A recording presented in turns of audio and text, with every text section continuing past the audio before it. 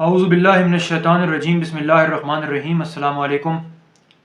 میں نے سورہ بقرہ کے 14 رکوع کا ترجمہ اور مختصر تفسیر بیان کی تھی۔ آج انشاءاللہ اس کا 15 رکوع شروع کریں گے۔ اس کا 15 رکوع شروع کرنے سے پہلے چند اہم باتیں آپ لوگوں کے سامنے پیش کر دیتا ہوں، جن کا آگے ذکر آئے گا۔ اس رکوع میں حضرت ابراہیم علیہ السلام کا ذکر ہو رہا ہے، جو اللہ تعالیٰ کے نبی تھے اور انہوں نے اللہ تعالیٰ کے ساتھ فرمانبرداری کا حق ادا کر دیا۔ جب کبھی اللہ تعالیٰ نے ان کو آزمایا، وہ اللہ تعالیٰ کی ہر آزمائش پر پورا اترے۔ حضرت ابراہیم علیہ السلام نے دعوت و تبلیغ کے سلسلے میں فلسطین اور شام کے علاقے میں حضرت اسحاق علیہ السلام کو بھیجا، اور عرب میں حضرت اسماعیل علیہ السلام نے دعوت و تبلیغ کا سلسلہ شروع کیا۔ حضرت اسحاق علیہ السلام کی اولاد میں حضرت یعقوب علیہ السلام تھے، جو اسرائیل کے نام سے مشہور تھے۔ ان کی جتنی بھی اولاد تھی وہ بنی اسرائیل کے نام سے مشہور ہوئی، اور اسی طرح حضرت اسماعیل علیہ السلام کی جتنی بھی اولاد تھی وہ بنی اسماعیل کے نام سے مشہور ہوئی، اور وہ عرب میں ہی رہے۔ جو بنی اسرائیل تھی، اللہ تعالیٰ نے ان پر اپنا خاص فضل و احسان کیا، اور ان میں مختلف زمانوں میں مختلف انبیاء مبعوث فرمائے، جو لوگوں کو اللہ تعالیٰ کی طرف بلاتے رہے۔ بعد میں بنی اسرائیل فرقوں کا شکار ہو گئی، اور یہود و نصارہ دو فرقوں میں بٹ گئی، اور جو اصل دعوت و تبلیغ تھی اس کو بھول گئی، اور اللہ تعالیٰ کی نافرمانی پر اتر آئی اور بدعہدیوں کا شکار ہو گئی، جس کے بعد اللہ تعالیٰ نے ان سے امامت یعنی پیغمبروں کا جو سلسلہ تھا ان سے تبدیل کر کے حضرت محمد صلی اللہ علیہ وسلم جو بنی اسماعیل میں پیدا ہوئے ان کو دے دیا، جس پر وہ لوگ آپ صلی اللہ علیہ وسلم کے خلاف ہو گئے کہ نبوت تو ہمارا حق تھا، یہ نبوت جو ہے آپ صلی اللہ علیہ وسلم کو اللہ تعالیٰ نے کیوں دے دی؟ جب تک بنی اسرائیل کے پاس امامت کا سلسلہ رہا یعنی نبوت کا، بیت المقدس قبلہ رہا، اور جب آپ صلی اللہ علیہ وسلم کو نبوت دے دی گئی تو تحویل قبلہ ہو گیا، اور آپ صلی اللہ علیہ وسلم کو خانہ کعبہ کی طرف رخ کرنے کا حکم دے دیا گیا۔ اعوذ باللہ من الشیطان الرجیم، بسم اللہ الرحمن الرحیم۔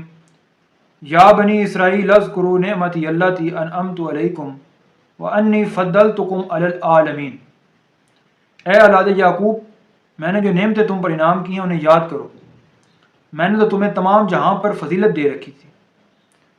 واتقوا یوما لا تجزی نفس عن نفس شیئا ولا یقبل منها عدل ولا تنفعها شفاعة ولا هم ينصرون۔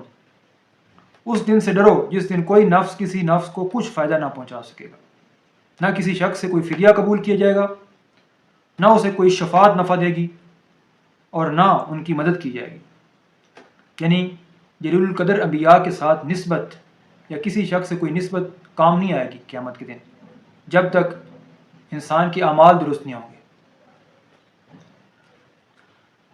وَإِذِ ابْتَلَىٰ إِبْرَاهِيمَ رَبُّهُ بِكَلِمَاتٍ فَأَتَمَّهُنَّ قَالَ إِنِّي جَاعِلُكَ لِلنَّاسِ إِمَامًا قَالَ وَمِنْ ذُرِّيَّتِي قَالَ لَا يَنَالُ عَهْدِ الظَّالِمِينَ۔ جب ابراہیم کو ان کے رب نے کئی باتوں سے آزمایا اور انہوں نے سب کو پورا کر دیا، تو اللہ نے فرمایا کہ میں تمہیں لوگوں کا امام بنا لوں گا۔ عرض کرنے لگے میری اولاد کو، فرمایا میرا وعدہ ظالموں سے نہیں، یعنی جو ابراہیم علیہ السلام کی اولاد میں سے میرے فرما بردار ہوں گے میں ان کو نبوت سے سرفراز فرماؤں گا، لیکن جو لوگ ظالم ہوں گے، نافرمان ہوں گے، ان کے ساتھ میرا اس طرح کا کوئی وعدہ نہیں ہوگا۔ اللہ تعالیٰ نے حضرت ابراہیم علیہ السلام کو کئی آزمائشوں سے ان کو آزمایا، جن میں ان کے بیٹے کی جو قربانی کے ساتھ آزمایا، ان کو حکم دیا کہ اسماعیل کی قربانی کرو، اور انہوں نے اپنے رب کے حکم کی تعمیل کی۔ بعد میں پھر ان کی جگہ مینڈا آ گیا اور اس کی قربانی کی گئی، اس کے بعد قربانی کا سلسلہ شروع ہو گیا۔ حضرت ابراہیم علیہ السلام نے اپنے قوم کو دعوت و تبلیغ کا سلسلہ شروع کیا تو ان کی قوم ان کے خلاف ہو گئی اور ان کو آگ میں ڈال دیا۔ بعد میں اللہ تعالیٰ نے آگ کو گلزار بنا دیا۔ وَإِذْ جَعَلْنَا الْبَيْتَ مَثَابَةً لِلنَّاسِ وَأَمْنًا وَاتَّخِذُوا مِن مَّقَامِ إِبْرَاهِيمَ مُصَلًّى۔ ہم نے بیت اللہ لوگوں کے لیے ثواب کی اور امن و امان کی جگہ بنائی، تم مقام ابراہیم کو قبلہ مقرر کر لو۔ یعنی اللہ تعالیٰ نے حکم دیا کہ مقام جو ابراہیم وہاں سے خانہ کعبہ کی تعمیر کا سلسلہ شروع کرو اور وہاں پر قبلہ کی تعمیر کرو۔ اب مقام ابراہیم کے بارے میں مفسرین کے دو قول منقول ہیں۔ ایک گروہ کے نزدیک اس سے مراد وہ پتھر ہے جس کے متعلق یہ مشہور ہے کہ ابراہیم علیہ السلام نے اس پر کھڑے ہو کر خانہ کعبہ کی تعمیر کی تھی۔ دوسرے گروہ کے نزدیک اس سے مراد حرم کا پورا علاقہ ہے۔